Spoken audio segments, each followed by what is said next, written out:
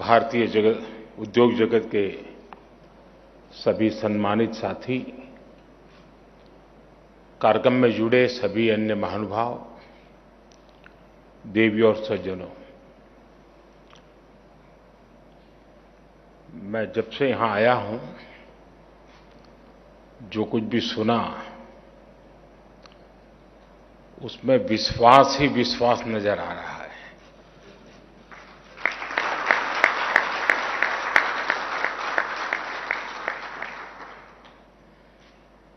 यानी हमारा confidence level इतना वाइब्रेंट हो, ये अपने आप में बहुत बड़ी संभावनाओं को संकल्प में परिवर्तित करते हैं और सब मिलकर के चले तो संकल्प को सिद्धि प्राप्त करने में मैं नहीं मानता हूं कि देर लगेगी। किसी भी देश की विकास यात्रा में एक ऐसा समय आता है जब वो देश नई छलांग के लिए नए संकल्प लेता है और फिर पूरे राष्ट्र की शक्ति उन संकल्पों को प्राप्त करने में जुट जाती है। अब आजादी का आंदोलन तो बहुत लंबा चला था। 1857 से तो विशेष रूप से उसको इतिहासकार एक सूत्र में बात करके भी देखते हैं, लेकिन 1942 और 1930 दांडी यात्रा और क्विट इंडिया, ये दो ऐसे टर्निंग पॉइंट थे जिसको हम कह सकते हैं कि वो एक ऐसा टाइम था जो देश को छलांग लगाने का मूड बनाया था। 30 में वो जो छलांग लगी, वो देश भर में एक माहौल बना दिया और 42 में जो दूसरी छलांग लगी, उसका परिणाम 1947 में आया। यानी जो मैं छलांग की बात कर रहा हूं, आजादी के 75 साल, और अब एक ऐसी अवस्था में हम पहुंचे हैं कि सच्चे अर्थ में ये छलांग लगाने के लिए जमीन मजबूत है, टारगेट तय है, बस चल पड़ना है।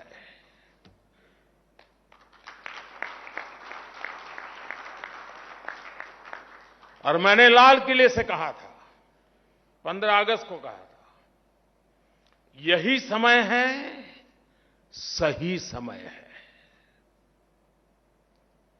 आप सभी नेशन बिल्डिंग के इस महायज्ञ के प्रमुख स्टेक होल्डर्स हैं और इसलिए भविष्य की तैयारियों को लेकर आपका संवाद, ये 2 दिवस का आपका मंथन, आपने मिल बैठ करके जो एक रोड मैप सोचा होगा, आपने जो निर्णय किए होंगे, मैं समझता हूं सारी बातें अपने आप में बहुत महत्वपूर्ण है। साथियों, सरकार ने बीते 6-7 वर्षों में बैंकिंग सेक्टर में जो रिफॉर्म्स किए,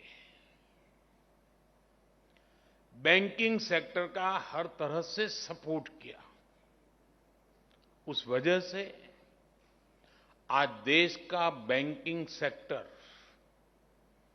बहुत ही मजबूत स्थिति में है।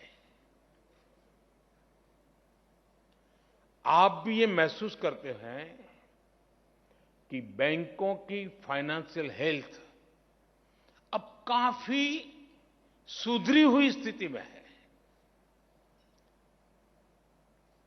2014 के पहले की जितनी भी परेशानियां थी, जितनी भी चुनौतियां थी, हमने एक एक करके उनके समाधान के रास्ते तलाशे हैं। हमने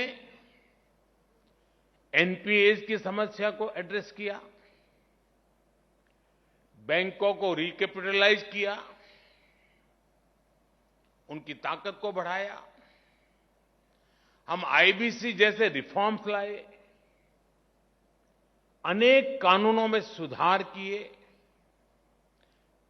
डेट रिकवरी ट्रिब्यूनल को सशक्त किया।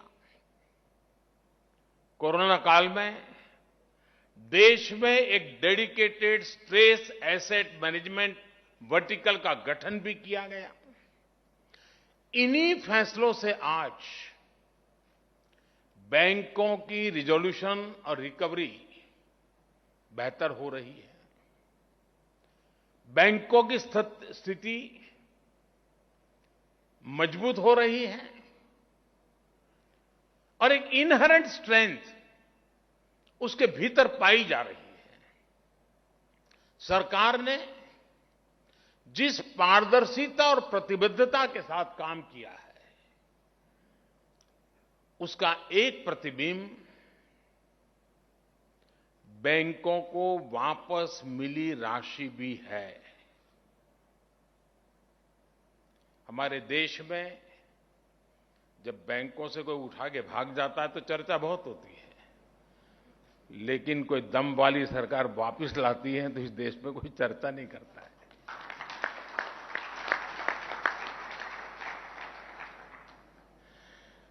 पहले की सरकारों के समय जो लाखों करोड़ रुपए फंसाए गए थे, उनमें से 5 लाख करोड़ रुपए से अधिक की रिकवरी की जा चुकी है।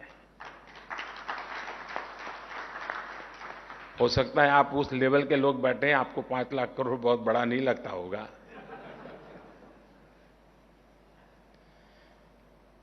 क्योंकि जिस प्रकार से एक सोच बनी हुई थी, यहां बैठे हुए उन लोगों की नहीं होगी ऐसा मुझे पूरा पक्का विश्वास है, लेकिन एक सोच बनी हुई थी, बैंक हमारी ही है, बैंक में जो है वो भी हमारा ही है, वहां रहे या मेरे यहां रहे क्या फर्क पड़ता है। और जो चाहा वो मांगा, जो मांगा वो मिला, और बाद में पता नहीं था कि 2014 में देश निर्णय कुछ और कर देगा। सारी स्थितियां साफ हो गई।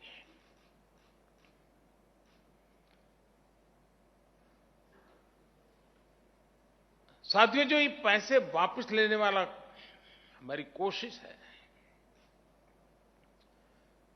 नीतियों का भी आधार लिया है, कानून का भी आधार लिया है, डिप्लोमेटिक चैनल का भी उपयोग किया है, और मैसेज भी बहुत साफ है कि यही एक रास्ता है, लौट आइए।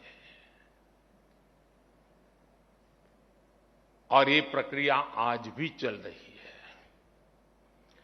नेशनल एसेट रिकंस्ट्रक्शन कंपनी, इसके गठन से और 30,000 करोड़ रुपए से अधिक की सरकारी गारंटी से भी लगभग 2 लाख करोड़ रुपए के स्ट्रेस एसेट आने वाले समय में रिजॉल्व होने का अनुमान है। हम सभी ये भी देख रहे हैं कि पब्लिक सेक्टर बैंकों के कंसोलिडेशन से पूरे बैंकिंग सेक्टर की एफिकेसी बढ़ी है और मार्केट से फंड रेज करने में भी बैंकों को मदद मिल रही है।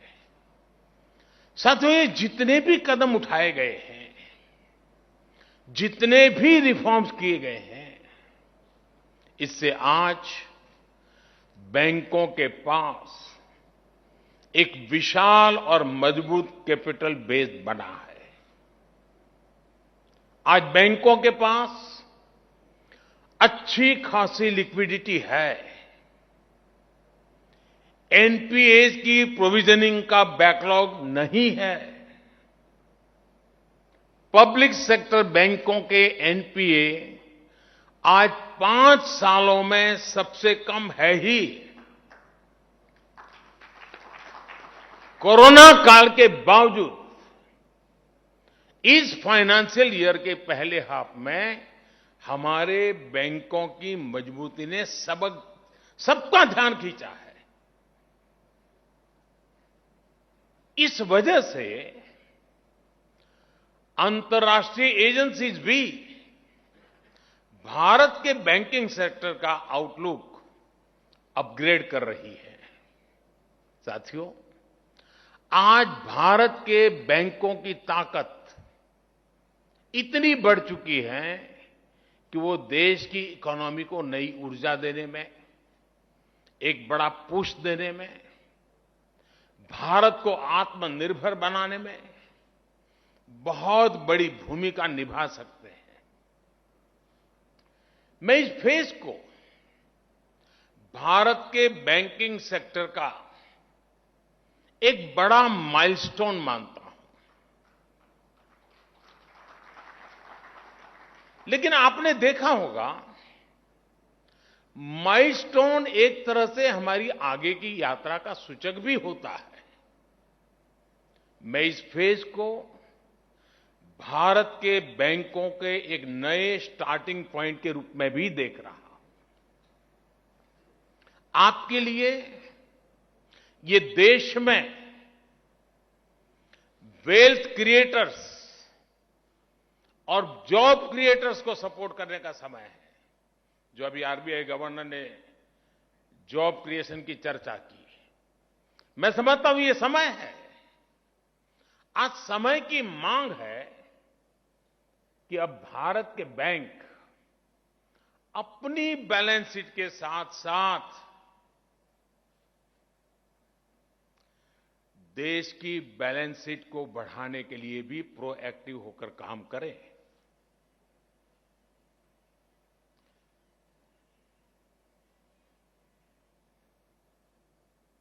कस्टमर आपके पास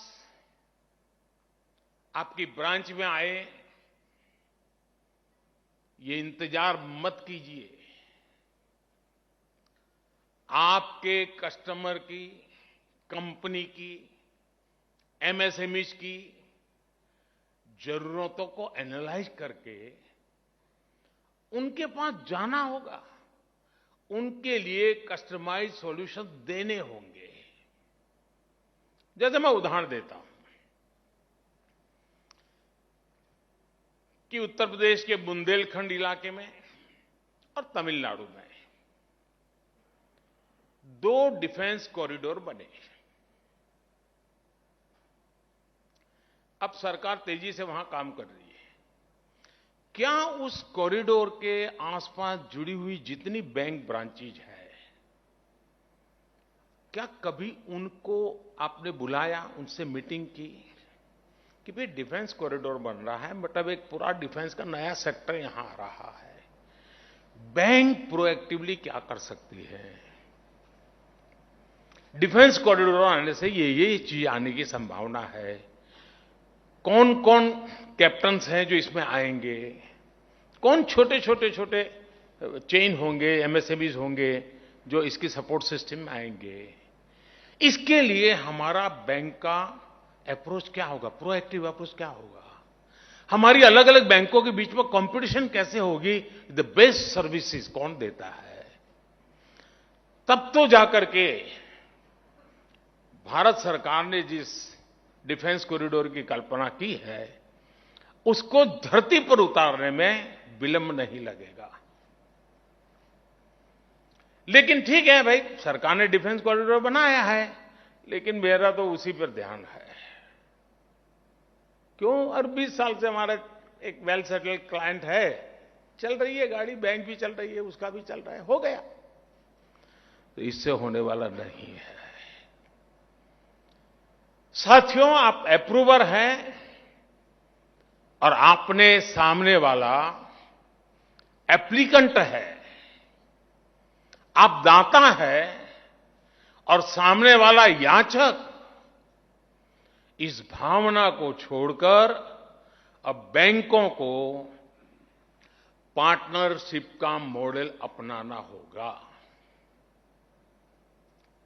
जैसे अब बैंक ब्रांच के स्तर पर ये लक्ष्य तय किया जा सकता है कि वो अपने क्षेत्र के 10 नए युवाओं या 10 लघु उद्यमियों के साथ मिलकर उनका व्यापार बढ़ाने में मदद करेगी।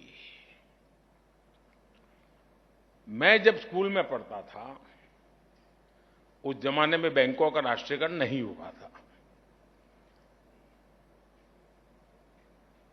और उस समय मुझे बराबर याद है, साल में कम से कम 2 बार बैंक के लोग हमारे स्कूल में आते थे, स्कूल में। और बैंक में खाता क्यों खोलना चाहिए, छोटे छोटे बच्चों को गल्ला दे करके उसमें पैसा क्यों बचाना चाहिए, ये समझाते थे। क्योंकि तब वो सरकारीकरण नहीं हुआ था, तब आपको लगता था कि ये मेरी बैंक है, मुझे इसकी चिंता करनी है। एक कंपटीशन भी थी और बैंकिंग यानी फाइनेंशियल वर्ल्ड का बैंकिंग सेक्टर की आम सामान्य मानवीय को एक ट्रेनिंग भी जरूरी थी। सभी बैंकों ने काम किया है। राष्ट्रीयकरण होने के बाद शायद मिजाज बदला है, लेकिन 2014 में बैंक की इस शक्ति को मैंने पहचान करके जब उनको आह्वान किया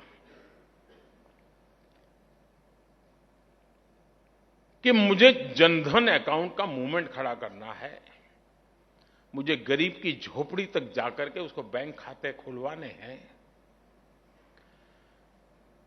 जब मैं मेरे अफसरों से बात कर रहा था तो बहुत विश्वास का माहौल नहीं बनता था, आशंकाएं रहती थी कि यार ये कैसे होगा। तो मैं कहता था भाई एक जमाना था कि बैंक के लोग स्कूल में आते थे, तय तो करो, इतना बड़ा देश और सिर्फ 40% लोग बैंक से जुड़े हो, 60% बाहर हो, ऐसा कैसे हो सकता है। खैर बात चल पड़ी और यही बैंकिंग सेक्टर के लोग, राष्ट्रीयकरण हो चुकी बैंकों के लोग,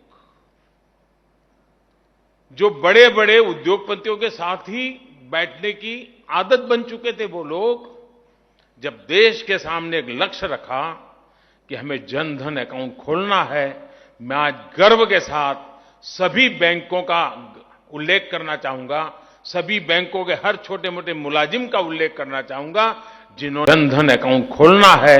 मैं आज गर्व के साथ सभी बैंकों का उल्लेख करना चाहूंगा, सभी बैंकों के हर छोटे मोटे मुलाजिम का उल्लेख करना चाहूंगा जिन्होंने इस सपने को साकार किया और जनधन अकाउंट फाइनेंशियल इंक्लूजन की दुनिया में दुनिया के सामने एक बेहतरीन उदाहरण बन गया। ये आप ही के तो पुरुषार्थ से हुआ है। और मैं मानता हूं कि प्रधानमंत्री जनधन जो मिशन निकला, वो बीज बोया था तो 2014 में, लेकिन आज इस कठिन से कठिन कालखंड में दुनिया डगमगाई, भारत का गरीब टिका रहा क्योंकि जनधन अकाउंट की ताकत थी। जिन जिन बैंक के कर्मचारियों ने जनधन अकाउंट खोलने के लिए मेहनत की है, गरीब की झोपड़ी में जाता था बैंक का बाबू, कोट पैंट टाई पहने हुए व्यक्ति गरीब के घर के सामने खड़े रहते थे। उस समय तो शायद लगा होगा सरकार का एक कार्यक्रम, लेकिन मैं कहता हूं कि जिन्होंने इस काम को किया है, इस पैंडेमिक के कालखंड में जो गरीब भूखा नहीं सोया है, उसका पुण्य उन बैंक के लोगों के खाते में जाता है।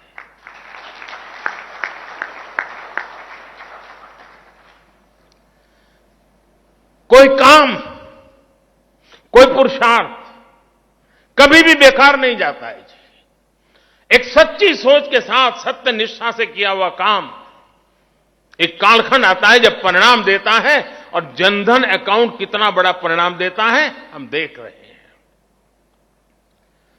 और हमें इकोनॉमी ऐसी नहीं बनानी है कि ऊपर इतनी मजबूत हो उसकी मजबूती का बोझ इतना हो कि नीचे सब कुछ दब जाए। हमें बैंकिंग व्यवस्था नीचे भी गरीब से गरीब तक उतनी मजबूती देनी है ताकि ऊपर जाती हुई इकोनॉमी, जब ऊपर भी बड़ा बल्क बनेगा तो दोनों का सामर्थ्य से भारत पुष्ट होगा। और मैं मानता हूं कि हमने उसी एक सोच के साथ चलना था।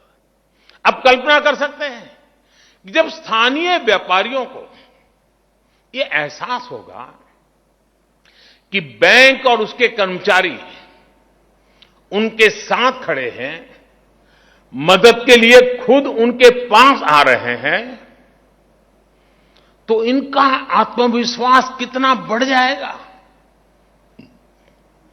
आपके बैंकिंग के अनुभवों का भी उन्हें बहुत लाभ होगा। साथियों, मैं जानता हूं कि बैंकिंग सिस्टम की हेल्थ के लिए ये बहुत जरूरी है कि वायबल प्रोजेक्ट ही पैसा लगाएं, लेकिन साथ ही प्रोजेक्ट्स को वायबल बनाने में हम प्रोएक्टिव भूमिका भी तो निभा सकते हैं। वायबिलिटी के लिए कुछ एक ही रीजन नहीं होता। हमारे जो बैंक के साथी हैं वो एक और काम कर सकते हैं। आपको ये भली भांति पता होता है कि आपके क्षेत्र में किस किस की आर्थिक क्षमता कितनी है। ब्रांच के नजर के दायरे में बाहर ये नहीं होता है जी। वो उस धरती की ताकत को जानता है। आज जो 5 करोड़ रुपए का लोन आपसे लेकर जा रहा है, ईमानदारी से समय पर लौटा रहा है, आप उसकी क्षमता बढ़ाने में भी तो मदद कर सकते हैं। आज जो 5 करोड़ रुपए का लोन लेकर बैंक को वापस कर रहा है, उसमें कल को कई गुना ज्यादा लोन लेकर लौटाने का सामर्थ्य पैदा हो, इसके लिए आपको उसे आगे चढ़ करके, बढ़ चढ़ करके सपोर्ट करना चाहिए। अब जैसे आप सभी पीएलआई स्कीम के बारे में जानते हैं और आज किसके भी उल्लेख भी हुआ, इसमें सरकार भी कुछ ऐसा ही कर रही है। जो भारत के मैन्युफैक्चरर्स हैं वो अपनी कैपेसिटी कई गुना बढ़ाएं, खुद को ग्लोबल कंपनी में बदलें, इसके लिए सरकार उन्हें प्रोडक्शन पर इंसेंटिव दे रही है। आप खुद सोचिए, आज भारत में इंफ्रास्ट्रक्चर पर रिकॉर्ड निवेश हो रहा है, लेकिन भारत में इंफ्रास्ट्रक्चर से जुड़ी बड़ी कंपनियों कितनी है भाई। हम पिछली शताब्दी के जो इंफ्रास्ट्रक्चर थे, पिछली शताब्दी के इंफ्रास्ट्रक्चर के वो स्केल थे, पिछली शताब्दी के इंफ्रास्ट्रक्चर की जो टेक्नोलॉजी है, उसी में गुजारा करने वाले हमारे इंफ्रास्ट्रक्चर के क्षेत्र की जो कंपनियां हैं वो काम करेगी तो 21वीं सदी के सपने पूरे हो सकते हैं क्या? नहीं हो सकते। आज अगर उसको बड़े बिल्डिंग बनाना है, लार्ज स्केल पर काम करना है, बड़ा बुलेट ट्रेन का काम करना है, एक्सप्रेस वे का काम करना है, तो उसको इक्विपमेंट भी बहुत महंगे लगेंगे, उसको पैसों की जरूरत पड़ेगी। हमारे बैंकिंग सेक्टर के लोगों के मन में आता है कि मेरी बैंक का एक क्लाइंट ऐसा होगा जो इंफ्रास्ट्रक्चर में है, जो दुनिया के 5 बड़ों में उसका नाम भी होगा। ये इच्छा क्यों नहीं हो रही? मेरी बैंक बड़ी हो वो तो ठीक है, लेकिन मेरे देश की एक इंफ्रास्ट्रक्चर कंपनी जिसका अकाउंट मेरी बैंक में है, वो भी दुनिया के टॉप 5 में उसका नाम आएगा। मुझे बताइए, आपकी बैंक की इज्जत बढ़ेगी कि नहीं बढ़ेगी? मेरे देश की ताकत बढ़ेगी कि नहीं बढ़ेगी? और हमें हर क्षेत्र में देखना है कि हम दुनिया में सबसे बड़े ऐसे अलग अलग क्षेत्र में कितने महारथी तैयार करते हैं। हमारा एक खिलाड़ी जब एक गोल्ड मेडल लेकर के आता है ना, गोल्ड मेडल लेने वाला तो एक ही होता है, लेकिन पूरा हिंदुस्तान अपने आप को गोल्डन एरा में देखता है। ये ताकत जीवन के हर क्षेत्र में होती है जी। भारत का कोई एक बुद्धिमान व्यक्ति, कोई एक वैज्ञानिक अगर नोबेल प्राइज लेकर के आता है तो पूरे हिंदुस्तान को लगता है हां, ये मेरा नोबेल प्राइज है। ये ओनरशिप होती है। क्या हमारे बैंकिंग सेक्टर को, हमारे फाइनेंशियल वर्ल्ड को भी हम हिंदुस्तान में ऐसी ऊंचाइयों पर एक एक चीज को ले जाएंगे ताकि बैंकों को तो फायदा ही फायदा है, इसमें कोई नुकसान नहीं है। साथियों, बीते कुछ समय में देश में जो बड़े बड़े परिवर्तन हुए हैं, जो योजनाएं लागू हुई हैं, उनसे जो देश में डेटा का बड़ा पूल क्रिएट हुआ है, उनका लाभ बैंकिंग सेक्टर को जरूर उठाना चाहिए। जैसे मैं जीएसटी की बात करूं तो आज हर व्यापारी का पूरा ट्रांजैक्शन पारदर्शिता से होता है। व्यापारी की कितनी क्षमता है, उसका व्यापार कहां कहां फैला हुआ है, उसकी कारोबारी हिस्ट्री कैसी है, इसका अब मजबूत डेटा देश के पास उपलब्ध है। क्या इस डेटा के आधार पर हमारे बैंक उस व्यापारी के सपोर्ट के लिए खुद उसके पास नहीं जा सकते क्या? तो तुम्हारा अच्छा कारोबार चल रहा है, चल और बढ़ाओ, चल बैंक तुम्हारे पास तैयार है, अरे हिम्मत करो यार, आगे निकलो। वो 4 काम और अच्छे करेगा, 10 लोगों को रोजगार देगा। ऐसी ही मैं आपके बीच, जैसे मैंने अभी डिफेंस कॉरिडोर की बात कही है, मैं भारत सरकार के एक स्वामित्व योजना का भी जिक्र करना चाहूंगा। और मुझे पक्का विश्वास है हमारे बैंक के साथियों ने इस स्वामित्व योजना के संबंध में सुना होगा। आज सरकार, और ये विषय ऐसा है जो लोग इंटरनेशनल इश्यूज को पढ़ते हैं उनको मालूम होगा कि सारी दुनिया इस मुद्दे से जूझ रही है, स्वामित्व के मुद्दे से। सारा विश्व, भारत ने रास्ता खोजा है और हो सकता है हम रिजल्ट पे ले आएंगे। ये है क्या? आज सरकार टेक्नोलॉजी की मदद से, ड्रोन से मैपिंग कराकर देश के गांव-गांव में लोगों को प्रॉपर्टी की ओनरशिप के पेपर दे रही है। परंपरागत रूप से वो लोग उस घर में रह रहे हैं, कागज नहीं उसके पास, प्रॉपर्टी के ऑफिशियल डॉक्यूमेंट नहीं है, और उसके कारण उसको उन घर का उपयोग किसी को किराए पर देने के लिए तो काम आ सकता है और किसी काम में नहीं आता है। अब इस स्वामित्व के ओनरशिप के पेपर जब उसके पास है, ऑथेंटिक गवर्नमेंट ने दिए हैं, क्या बैंकों को लगता है कि चलो अब उसके पास व्यवस्था है, अब मैं गांव के इन लोगों को जिसके पास अपनी संपत्ति, उसके आधार पर उसको कुछ पैसे देने की मैं ऑफर करूं, मैं समझाऊं, देखो तुम्हारे खेत में ये करना है तो तुमको थोड़ी मदद करता हूं, तुम ये कर सकते हो, तुम हैंडीक्राफ्ट में काम करते हो, गांव के अंदर लोहार हो, सुथार हो, मैं पैसे देता हूं, तुम ये काम कर सकते हो, अब तेरे घर के ऊपर तुम्हें पैसे मिल सकते हैं। देखिए, ऑनरशिप के पेपर्स बनने के बाद बैंकों के लिए गांव के लोगों को, गांव के युवाओं को कर्ज देना अब और सुरक्षित हो जाएगा। लेकिन मैं ये भी कहूंगा कि जब बैंकों की वित्तीय सुरक्षा बढ़ी है तो बैंकों को भी गांव के लोगों को सपोर्ट करने के लिए खुद आगे बढ़कर के आना होगा। अभी आवश्यक है, हमारे देश में एग्रीकल्चर सेक्टर में इन्वेस्टमेंट बहुत कम होता है। कॉर्पोरेट वर्ल्ड का इन्वेस्टमेंट तो करीब करीब न के बराबर है, जबकि फूड प्रोसेसिंग के लिए बहुत संभावना है, दुनिया में बहुत बड़ा मार्केट है।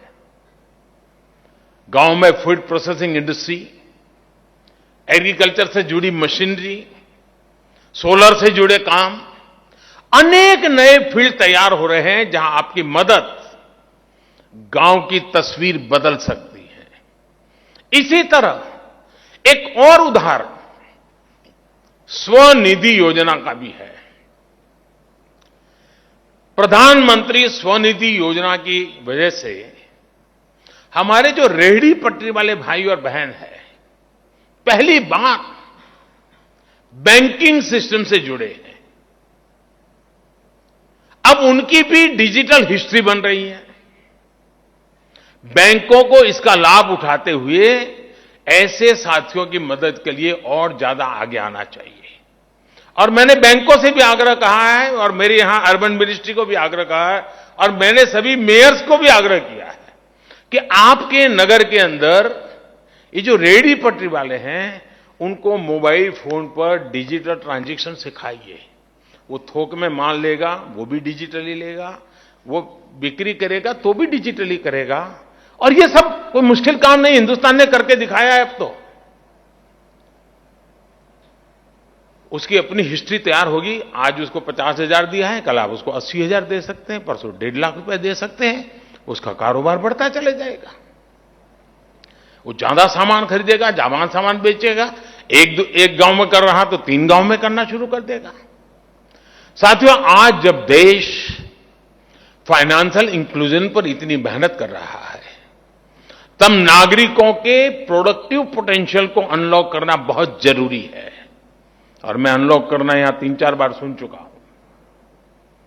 जैसे अभी बैंकिंग सेक्टर की ही एक रिसर्च में सामने आया है, आप ही की तरफ से आया है, कि जिन राज्यों में जनधन खाते जितने ज्यादा खुले और जितने ज्यादा जनधन खाते जीवंत है, गतिविधि लगातार उन जनधन खातों में चल रही है, बैंकों का रिपोर्ट एक नई बात लेकर के आया है। और जो सुनकर के मुझे खुद को आनंद हुआ कि बैंक का रिपोर्ट कह रहा है कि इसके कारण क्राइम रेट कम हुए हैं।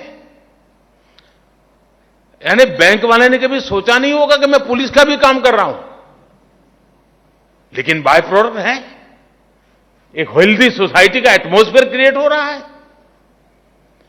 एक जनधन अकाउंट किसी को क्राइम की दुनिया से बाहर ले आता है, इससे बड़ा जिंदगी का पुण्य क्या होता है दोस्तों? इससे बड़ी समाज की सेवा क्या होती है? यानी बैंकों का जब स्थानीय लोगों से कनेक्ट बढ़ा, जब लोगों के लिए बैंकों के दरवाजे खुले, तो इसका प्रभाव लोगों के जीवन जीने के तरीके पर भी आया। बैंकिंग सेक्टर की इस ताकत को समझते हुए ही मैं समझता हूं कि हमारे बैंकिंग सेक्टर के साथियों को आगे बढ़ना है। मैं जानता हूं यहां जो लोग बैठे हैं उनसे संबंधित बातें मैं नहीं बोल रहा हूं, क्योंकि यहां जो प्रतिनिधि आए थे उन्होंने अपनी बात बताई, मैं दूसरों का प्रतिनिधित्व की बात बता रहा हूं। लेकिन करने वाले बैंकिंग सेक्टर के हैं, इसलिए मेरी सारी बातचीत का सेंटर पॉइंट मेरा बैंकिंग सेक्टर है, उसके लीडर्स हैं। पब्लिक बैंक हो या प्राइवेट सेक्टर के बैंक, जितना हम नागरिकों में इन्वेस्ट करेंगे उतना ही नए रोजगार का निर्माण होगा, उतना ही देश के युवाओं को, महिलाओं को, मध्यम वर्ग को लाभ होगा। साथियों, हमने आत्मनिर्भर भारत अभियान के दौरान जो ऐतिहासिक रिफॉर्म्स किए, उन्होंने देश में नई संभावनाओं के द्वार खोले हैं। आज कॉरपोरेट्स और स्टार्टअप्स जिस स्केल पर आगे आ रहे हैं वो अभूतपूर्व है।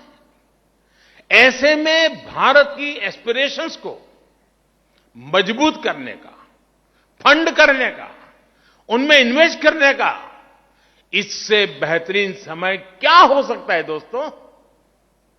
भारत में, और ये बात हमारे बैंकिंग सेक्टर को भी समझना ही होगा,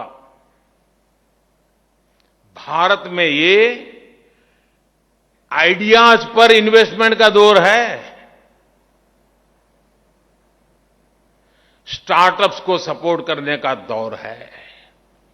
स्टार्टअप मूल में एक आइडिया होता है। आप उसको पूछने जाओगे एसेट क्या है, फलाना, कुछ नहीं होता है, आइडिया होता है। साथियों, आपके पास रिसोर्स की कोई कमी नहीं है, आपके पास डेटा की कोई कमी नहीं है। आप जो रिफॉर्म चाहते थे वो सरकार ने किया भी है और आगे भी करती रहेगी। अब आपको राष्ट्रीय संकल्पों के साथ, राष्ट्रीय लक्ष्यों के साथ खुद को जोड़कर आगे चलना है। मुझे बताया गया है कि मंत्रालयों और बैंकों को एक साथ लाने के लिए, अभी हमारे सचिव महोदय भी उल्लेख कर रहे थे, web based project funding tracker बनाना तय हुआ है। अच्छी बात है, काफी सुविधा बढ़ेगी उसके कारण। लेकिन मेरा उसमें एक सुझाव है, यह प्रयास अच्छा है, लेकिन क्या यह बेहतर नहीं हो सकता है कि हम गति शक्ति पोर्टल में ही एक इंटरफेस के तौर पर इस नए इनिशिएटिव को जोड़ दें। आजादी के इस अमृत काल में भारत का बैंकिंग सेक्टर बिग थिंकिंग और इनोवेटिव अप्रोच के साथ आगे बढ़ेगा।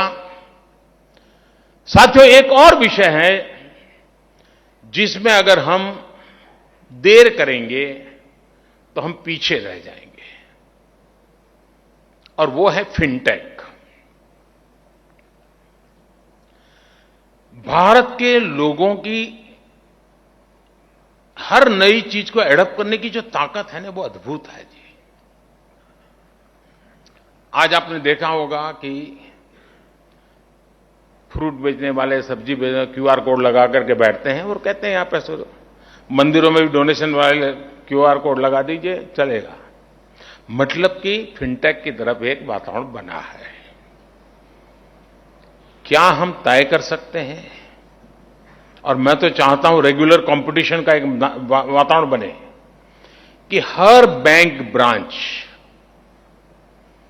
एटलीस्ट 100, ज्यादा मैं नहीं कह रहा हूं,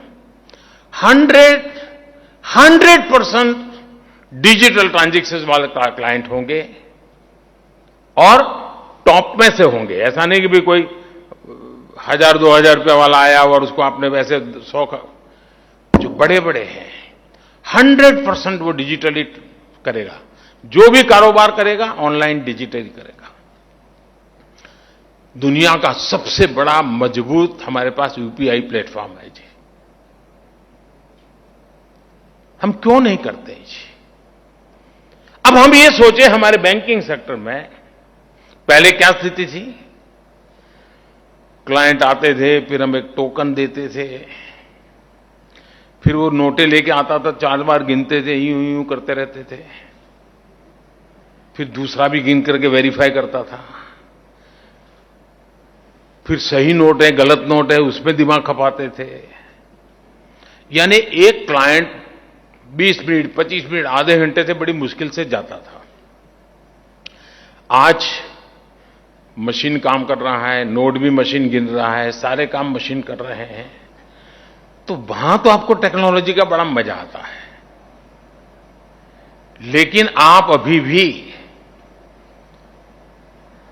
हम डिजिटल ट्रांजैक्शन इस विषय को किस बात के लिए संकोच करते मैं समझ नहीं पा रहा हूं। नफा या घाटा उसी के तराजू से इस मिशन को मत सोचिए दोस्तों। ये जो छलांग लगाने का कालखंड है ना, उसमें फिनटेक भी एक बहुत बड़ी पटरी है जिस पटरी से गाड़ी दौड़ने वाली है। और इसलिए मेरा आग्रह है हर बैंक ब्रांच कम से कम 100, ये आजादी के अमृत महोत्सव में इसको हम साकार करके रहें कि 2022-15 अगस्त के पहले इस देश में एक भी बैंक की ब्रांच नहीं होगी जिसमें कम से कम 100 ऐसे क्लाइंट नहीं होंगे जो 100% अपना कारोबार, लेन देन डिजिटली न करते हो। अब देखिए बदलाव आपको पता चलेगा। जनधन ने जो ताकत का आपको अनुभव करवाया है, उससे अनेक गुना ताकत की अनुभूति ये छोटे छोटे सामर्थ्य से दिखेगी। हमने देखा है विमेन सेल्फ हेल्प ग्रुप, मुझे लंबे समय तक राज्य में सेवा करने का मौका मिला, तो हम हर साल बैंक के लोगों के साथ बैठते थे और इश्यू रिजॉल्व करना, कुछ आगे का सोचना, चर्चाएं करते थे। और मैंने अनुभव किया कि एक बात के लिए सभी बैंक बड़े गौरव से एक बात कहते थे और वो कहते थे, साहब विमेन सेल्फ हेल्प ग्रुप को हम पैसे देते हैं, समय से पहले लौटाते हैं, पूरा का पूरा लौटा देते हैं, हमें कभी चिंता नहीं रहती है। जब आपका इतना बढ़िया पॉजिटिव एक्सपीरियंस है तो इसको बल देने के लिए आपकी प्रोएक्टिव कोई योजना है क्या? हमारे विमेन सेल्फ हेल्प ग्रुप के पोटेंशियल इतना ज्यादा है जी। हमारा इकोनॉमी का ग्रास रूट लेवल का एक बहुत बड़ा ड्राइविंग फोर्स वो बन सकते हैं। मैंने बड़े बड़े लोगों की बात नहीं की है, मैंने छोटे छोटे लोगों की बात की है कि मुझे पता है कि धरती पर फाइनेंस की आधुनिक व्यवस्थाएं सामान्य नागरिक की आर्थिक मजबूती का बहुत बड़ा आधार बन सकती है। मैं चाहता हूं इस नई सोच के साथ, नए संकल्प के साथ छलांग लगाने का मौका है ही है, जमीन तैयार है दोस्तों। और सबसे बड़ी बात जिसकी मैं बार बार कह चुका हूं, बैंक वालों को 50 बार कह चुका हूं, मैं आपके साथ हूं।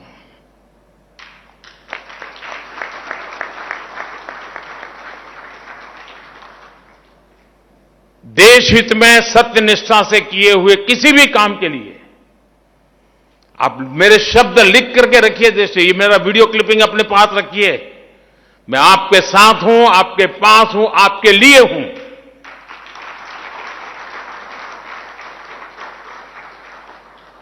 सत्य निष्ठा से, प्रामाणिकता से देश हित के लिए काम में कभी गलतियां भी होती हैं। अगर ऐसी कोई कठिनाई आती है तो मैं दीवार बनकर के खड़े रहने के लिए तैयार हूं।